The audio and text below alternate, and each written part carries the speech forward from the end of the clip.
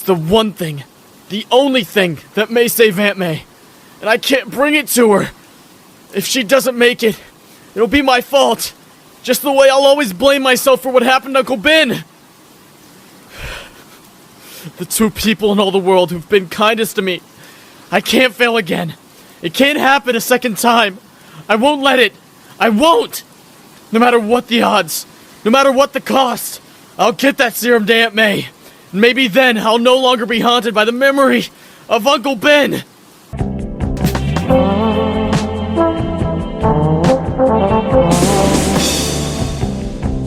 Welcome back to the channel, everyone. I'm Saladino. So the thing about this tweet, it's so ironic. You know, you have this entity talking about how anybody who doesn't accept Miles Morales as Spider-Man isn't a Spider-Man fan. They're just a Peter Parker fan. When in reality, anybody who's a fan of Miles Morales is not a Spider-Man fan. They're a Miles Morales fan. Peter Parker is Spider-Man. Spider-Man is Peter Parker. It's not interchangeable. Spider-Man is not a post. It's not an appointment. You're not elected as Spider-Man. Peter Parker is Spider-Man. And then to make money off of him, you know, you've gotten all these knockoff versions of Spider-Man. You know, you got tokenized versions, as Ripper would say. You know, you got Spider-Woman, and then, you know, Spider-Ham, and all this stuff. Then, you know, the Spider-Verse. And the only reason why Miles Morales was created in the first place was because Brian Michael Bendis wanted to have Barack Obama as a superhero. You know, riding the high of Barack Obama becoming president of the United States, you know, the first black president, they created Miles Morales. And instead of canceling Miles altogether when the Ultimate Universe ultimately failed, when they canceled it, they didn't just, you know, put him to rest. They decided to bring him into the 616 because they just had to continue to virtue signal. And instead of changing his name now that he's in the 616, you know, completely disregarding the fact that you're watering down your IP by just making anyone be Spider-Man, right? They still brought Miles in and they decided to still keep the name instead of giving him his own name and his own identity. They wanted to ride the coattails on the Spider-Man name. They have no faith in their SJW agenda, which is why instead of Insomniac putting out an MJ game where they could show you that you don't have to have powers to be a capable hero, where she could be ugly, unattractive, wear a granny sweater and all this stuff, they know no one's going to buy it, so they make a Spider-Man game. And they just put Peter, you know, they nerf him. They frame everything where he's just a complete incompetent clown who's been Spider-Man way too long, who's past his prime, even though he's like 26. All you have to do is point out now, okay, if you want to make Miles Morales your main Spider-Man character, you know, you've obviously forgotten what happened when you put out the second game. I think it made 70% less than the original. People don't care about Miles Morales like that. Even people who like Miles Morales say, yeah, I like him, he's cool, whatever, but I don't really see him as Spider-Man. Some people say, oh, just put him in the Spider-Verse, give him his own universe. You know, I think they would make more money if they just left Miles Morales with the Spider-Verse brand. In the comics, in games, in movies, just make Miles Morales separate from Spider-Man. Don't keep trying to replace Peter Parker. There's people out there who treat this like it's a console war. They pit Miles versus Peter, and they act like, oh, it's really just interchangeable. They take the stuff that, you know, a game company primarily made up of women decided they wanted to do, you know, so they have Miles. He's more powerful and stronger than Pete, more capable than Peter Parker in the game. He's constantly saving Peter. You know, at a certain point, he's fighting the Venom symbiote. He's fighting Venom without any of the anti-Venom powers, but he's fighting him. It's to the point now when even if you point out, hey, just separate them or give Miles his own identity, you can't criticize Miles. You can't say this is a bad idea if you want to go forward and do this. We're trying to help you out. We're trying to keep you from losing your job and having your studio shut down. But you constantly have people now in the quote retweets when you're talking about this story about, yeah, you know, we had this interview with Gizmodo and they said they confirmed Miles is really Spider-Man. And you say, okay, this is a bad idea. This is dumb. This is stupid. We'll see how long this lasts. Then you have people saying, oh, the racists are shook. You have other people going, well, Miles has earned it. He's worked hard. No, he hasn't. These women writers pushed him to the forefront. That's all it is. You know, there's no, if this be my destiny in Miles's history. There's no death of Gwen Stacy. There's no actual alien symbiote, Venom symbiote storyline with Miles. He doesn't have anything that people grew up with going, man, that's some of the best stories I've ever read. The best tales I've ever witnessed. None of that. he's just been pushed by SJWs, by people who care more about making a game where a deaf girl walks around and thinks in emojis.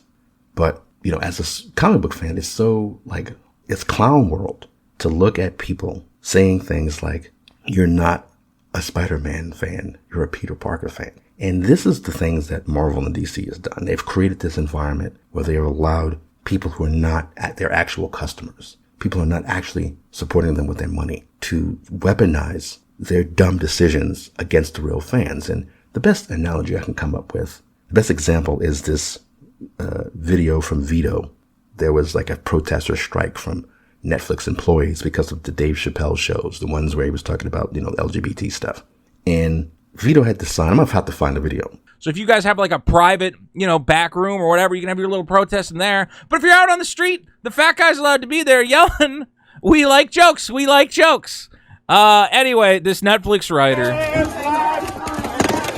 destroys my sign. Why is he breaking my sign? Why is he breaking my sign? Don't have free speech rights? Don't have free speech rights for all of you? Oh, look, there's such a fire. He's got a weapon. He's got a weapon. Okay, it definitely is him who says it. Okay, so, wow, that's really messed up. That's so stupid. He's yelling it. I see his mask moving.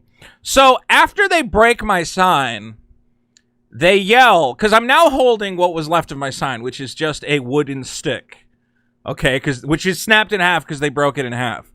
So this guy who broke my sign in half now goes, he's got a weapon. Again, Marvel and DC have allowed SJWs and virtue signalers to portray what being a superhero is. Allowed them to frame this story that, Miles in his game, he had to contend with what it meant to live up to the Spider-Man name. It's no, Spider-Man is literally Peter Parker.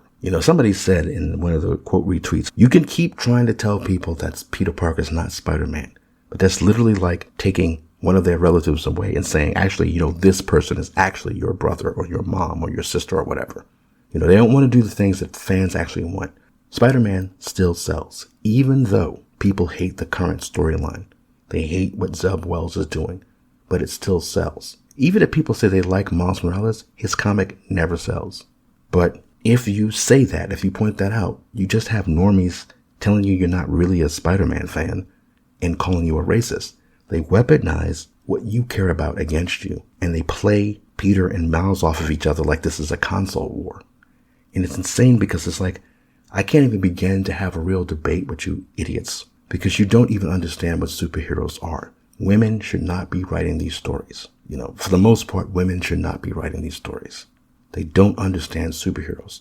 What they're giving us is pablum. What they're doing is ignoring our feedback in favor of their agenda. They're making stories where MJ is literally yelling at Peter because he cares more about being Spider-Man than worrying about whether or not she's happy at the job she has. It's a retcon, but apparently MJ has always known that Peter Parker is Spider-Man. And one of the ways that I can kind of accept it and go along with it, because the whole idea is that MJ was, she lived across the street with her aunt. And the night that Ben died, Peter Parker crawled out the window as Spider-Man. So MJ always knew. And one of the reasons why, if you read those old Spider-Man comics, whenever Peter would come home after Aunt May told him about that nice Mary Jane Watson next door or whatever, or across the street, he would always go, oh, okay, yeah, whatever. But every time he would come home, she would always have just left. He's like, you just missed that nice Mary Jane Watson girl. And he was like, whatever, with a name like Mary Jane Watson, she sounds like whatever, a brick or whatever, I don't care. And the reason why she likely kept avoiding him for the longest time is because she knew what Spider-Man meant to the city and what Spider-Man meant to Peter and the fact that he was carrying all this weight on his shoulders and that she didn't want to be a distraction to that and she didn't want to interfere with that. And she also didn't know if she could be a part of that world. But then she finally just couldn't get over it because just this dude is amazing. So she finally went over there to beat him. And they've taken all that away and they've turned her into, just like they did to She-Hulk, they turned her into a feminist icon where she doesn't respect what Peter Parker as a man is doing. She doesn't respect his mission. Again, Peter Parker, Spider-Man is not a job. It's not a career even. It's truly his life. It's who he is and what he has to do. This idea that he's going to take a break to go do some stupid, like environmental work for some dumb organization, that's something he would do on the side, if at all. But to say that he's going to give up and take a break because MJ wants him to stay at home for a while is absurd and ridiculous. But we have to put up with normies who don't even know what it means to be a superhero fan, telling us that we're racist because we don't accept two idiots running around calling themselves Spider-Man. And if you say, just give Miles his own goddamn identity, they're like, you're a racist. He's Spider-Man now. He's got a weapon. That's what it's become. That you can't even criticize these things and get intelligent feedback because these people don't even understand what you're talking about. That was the point of my other video where it says it's like trying to explain color to a dog, where you have a bunch of dumb normies who don't know anything about superheroes acting like they're authorities on superheroes. And you have these companies with people who don't care about superheroes, who are interested in smoothing out any of the rough edges on any kind of art entertainment, especially entertainment that's supposed to be meant for men. You have all these women working on it who don't care about this stuff, who don't like violence, who don't like sex and sexuality, who don't like the idea of men, being heroic, being respected.